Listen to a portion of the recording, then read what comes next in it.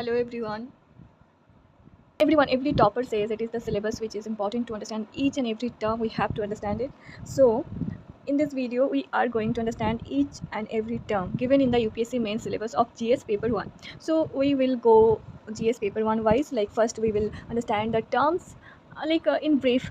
We will not go into the deep because when we will learn about the topics from scratch, then we have to go it is not possible in one single video, right? So I will make separate videos for each topic, for polity, for geography and all that. So I'm thinking about that, but before that I thought let's make a video for the syllabus, for decoding the syllabus. So UPSC CSE main syllabus, we have to understand that in for the GS paper 1 there are like four subjects given, like the Indian heritage and culture first, and the second part is history, and the third subject is society, and the fourth part is geography of the world. So here geography of the world also includes geography of India as well. Okay, so what is there in the part Indian heritage and culture? So here, like in the UPSC main syllabus, it is mentioned that Indian culture will cover the salient aspects of art forms, literature, and architecture from ancient to modern times. Okay, so salient aspects means important. Salient means important. Okay, so important aspects of art forms. So what do you mean by art forms? Like you have to recall, or you have to think at least. So it will be like more effective, and you will remember more. So for the art forms here, the art forms mean dancing, music. Dancing can be art form, like dance can be an art form, music can be an art form, and painting is an art form, sculpture is an art form. So these are the various art forms.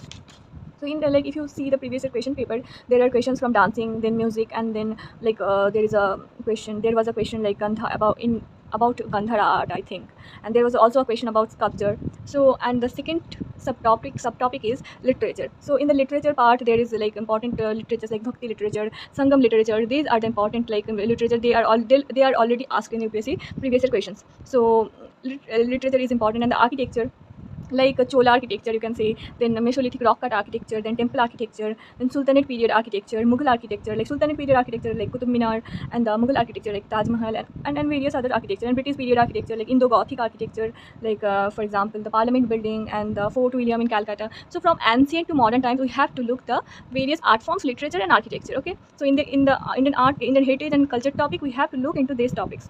Okay, so in the next part is modern Indian history. So here in the modern Indian history, UPSC has mentioned in the syllabus that modern Indian history from about the middle of the 18th century. So what do you understand by the middle of the 18th century? So 18th century starts from 1700 to 1799. Okay, so middle of the 18th century is 1750. Okay, so it is mentioned that modern Indian history from about the middle of the 18th century until the present. Okay, so what we have to explain the significant events, we have to study about the significant events and significant personalities, and the significant issues. So what do they mean about significant events? Like modern from 1750 onwards, there are many events like Battle of Plassey 1757, Battle of Buxar. There is there were many events like first War of Independence, like 1857 revolt, and socio-religious reform movements, and there are tribal revolts, and there are many revolts like then formation of INC, then Salt Satyagraha, and many more things have important things, significant events happened, right? So here we have to UPSC wants to imply by that significant events means that. So in the significant personalities part, there is Gandhiji, like Ishwar Chandra Vidyasagar,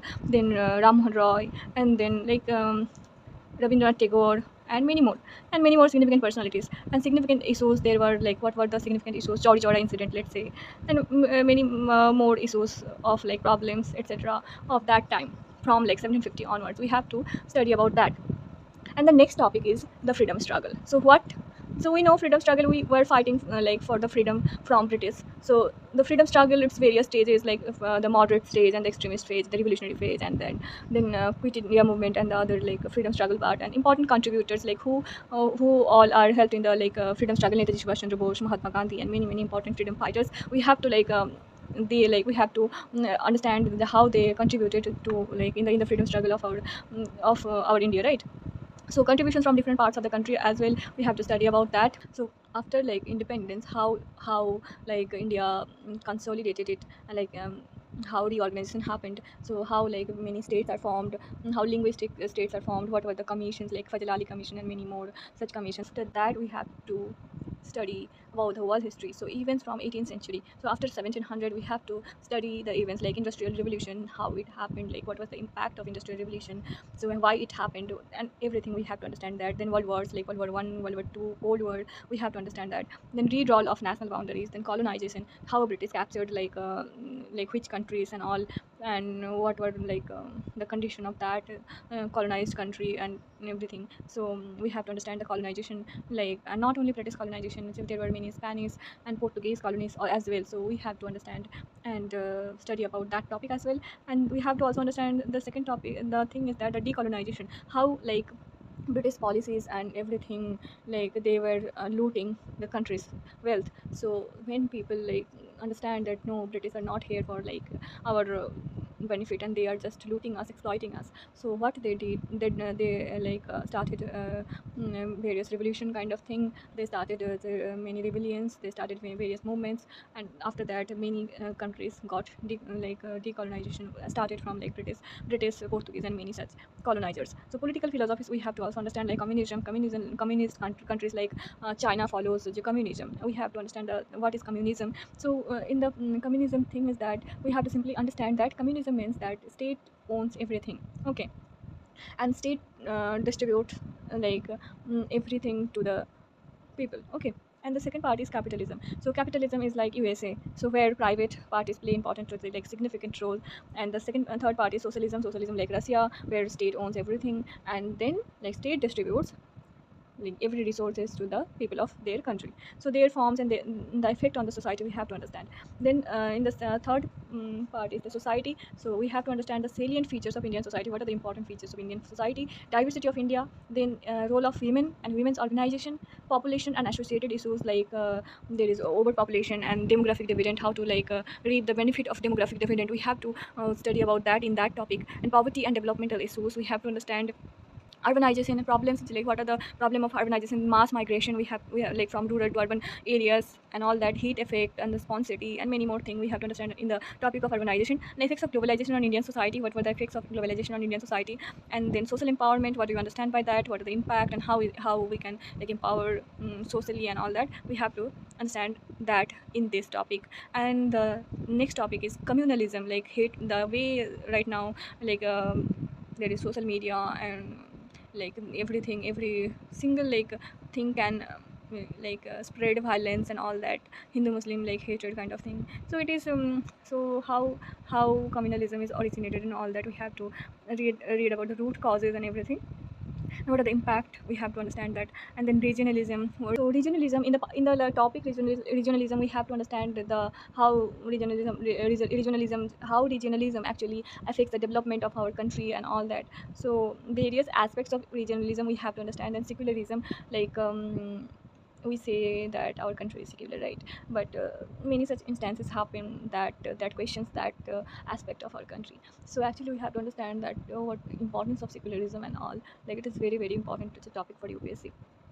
And then comes like geography. So in geography we have to there is first topic is salient features of world's physical geography. So it is talking about physical geography, okay. So we have to understand the physical features of earth, like we will understand about the plateaus, okay. So we have to understand plate tectonic theories, then big bang theories, and then latitude, longitude, rivers, and everything about the physical geography part. And then the second part is the distribution of key natural resources across the world. So what are the key natural resources, like coal, oil, petroleum, etc. are the natural resources, right? So we have to understand about that. And then factors responsible for the location of primary, secondary, and tertiary industries. So what do you mean by primary industries? So primary industries are like agriculture sector. This is the primary industry, okay. So when we will learn about the topics, more about the topics, then we will like understand it very deeply. But I'm just giving you the overview that primary industry includes like agriculture industry, and the secondary industries are like that is manufacturing industry, and the tertiary industries like the service sector industries.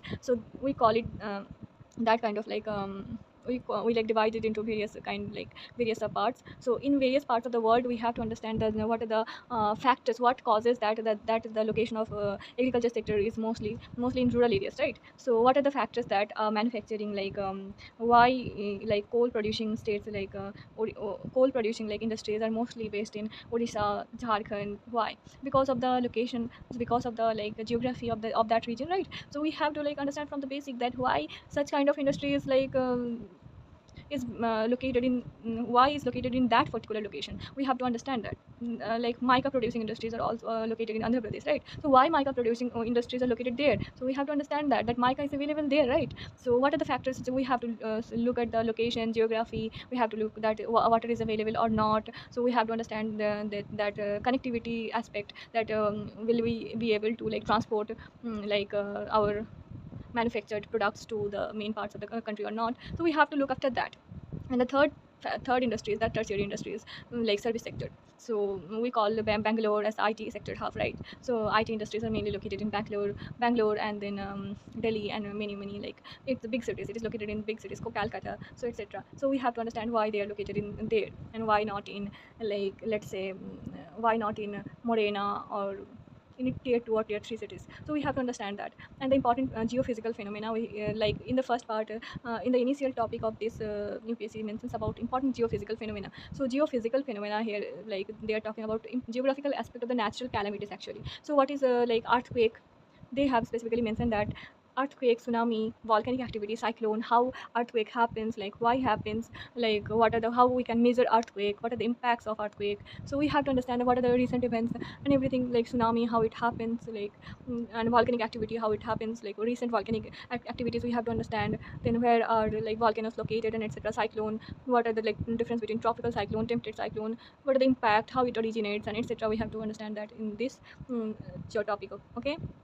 So the last slide is that about the geography topic. It is about geographical features and their location. So what do we like mean by geographical features? So here geographical features means mountains, oceans, plateaus, straits, lakes, ice caps, desert, then rivers, islands, and then mangrove, etc. And many like geographical features, coral reefs we can say. So these are the geographical features, and we have to understand the location, where are the like mountains located, where Mount Everest is located, where K2 is located. Okay, so like, not only India, we have to understand the geographical features of like world as well, including India. Oceans, and then plateaus, straits are really very important. Lakes and drying lakes, especially UPSC ask drying lakes in like in prelims very much. So etc. We have to understand about that geographical features, and then changes in critical geographical features. So what are the changes is happening in these critical like geographical features? Let's say that water scarcity is happening, right? So water is like in urban areas there is deforestation, and for that there is reduction of capacity like to hold water. So there is water scarcity is going on. Then groundwater exploitation is happening in like Punjab areas, like Punjab, where over exploitation of groundwater is done for agriculture purpose and all that. We have to understand about the various geographical features, like changes. What is the change? What are the changes happening in various critical geographical features? Okay, so not only water bodies, we also have to understand other changes like coral reefs. What are the impacts of ocean acidification in coral reefs? We have to understand that. And what are the impacts of deforestation is happening in urban areas? Okay, so how can we deal with that? For that we are following various kind of methods, like Miyawaki method of forestation we are following. Then wetlands are like there is a lot of pollution in wetland. For that we have to reduce that wetland pollution and all that. So what are the changes happening in the geographical features? We have to understand that. And in the changes in flora and fauna, this is actually the environmental aspect,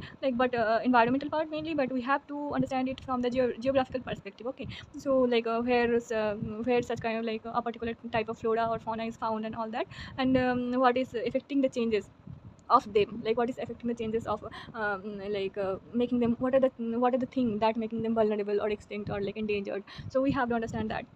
So and what are the impact, what are the effect of such changes? We have to understand that. So this is the first part I am uploading. So here I have explained all the like topics mentioned in the GS1 paper of UPSC main syllabus, and in the next part I am going to explain about the GS2 topics. Okay, so let me know how I can improve my video. So please comment below. Okay, thank you.